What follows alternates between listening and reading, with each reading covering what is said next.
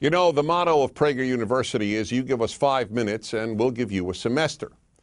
Well, I took many semesters on the question of the Middle East conflict. I was at the Middle East Institute, in fact, at Columbia University. That's where I did my graduate work. Semester after semester discussing the Middle East conflict as if it were the most complex conflict in the world, when in fact it's probably the easiest conflict in the world to describe. It may be the hardest to solve, but it really is the easiest to describe. And really, in a nutshell, this is what it is.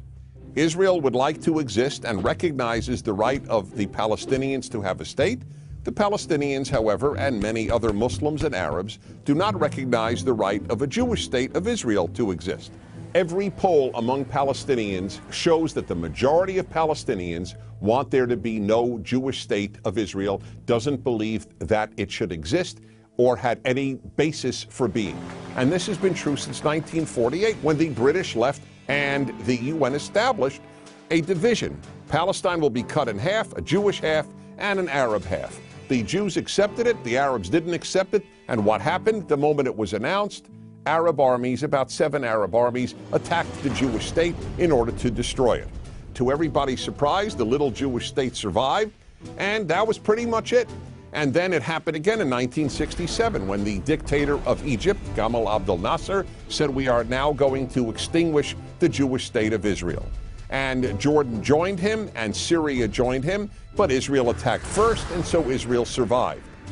And that is how Israel, and only that way, came to occupy what was called the West Bank of Jordan, where many Palestinians lived, because many Palestinians lived in that part of Jordan. So the war was over in '67, and what did the Arabs do? The Arab states all went to Khartoum, Sudan, and announced no recognition, no peace, and no negotiations. The 3 famous no's. What was Israel supposed to do? Then Israel made an agreement to give the entire Sinai Peninsula, an area of land bigger than Israel, with oil, back to Egypt, because they said they would make peace with Israel. Israel gives territory back for peace, and it will always do that.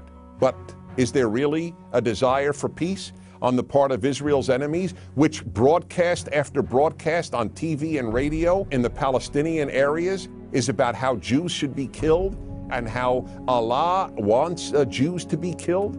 That's the typical broadcast on Palestinian television. And so it's not hard to explain the Middle East dispute. One side wants the other dead. You know what the motto of Hamas is? The motto of Hamas is, we love death as much as the Jews love life. Now you tell me, how is Israel supposed to make peace when people believe what Hamas believes? Now here is one of the most important things nobody talks about. Everybody talks about a Palestinian state. Why didn't anybody talk about a Palestinian state while the Palestinians lived under Jordanian rule? Because the truth is, people started talking about a Palestinian state once the Palestinians were under Israeli rule, because it was always a way to destroy the Jewish state of Israel. And I say Jewish state because that's what it is. There are many, many Arab states, but there's only one Jewish state. It is about the size of New Jersey. In fact, Israel is the size of El Salvador. El Salvador. And yet, if a Martian came to the earth and they visited the United Nations, or they read the world's newspapers or watched world television, they would believe that the biggest problem on earth is a state the size of New Jersey and El Salvador, this state of Israel. This preoccupation with a little democratic, humane state is absolutely irrational. And here's another question to be asked. If Israel tomorrow put down its arms and said, we will fight no more, what would happen? If the Arab countries around Israel said, we will fight no more, we put down our arms, what would happen? In the first case, there would be an immediate destruction of the state of Israel, with mass murder of the Jews of Israel. In the second scenario I presented, where the Arabs put down their arms and said, we just want peace, there would be peace the next Wednesday.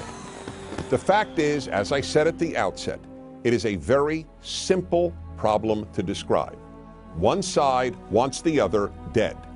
And if they didn't, there would be peace. And yet, please remember this. There has never been, never in the history of the world, a state in that area in what is called geographically Palestine that was not Jewish. Israel is the third autonomous Jewish state to exist in that area. There was never an autonomous Arab state. There was never an autonomous Muslim state. There was never an autonomous any other state. That's the issue. Why can't a little state the size of El Salvador that calls itself Israel be allowed to exist? That, in a nutshell, is the Middle East problem. I'm Dennis Prager.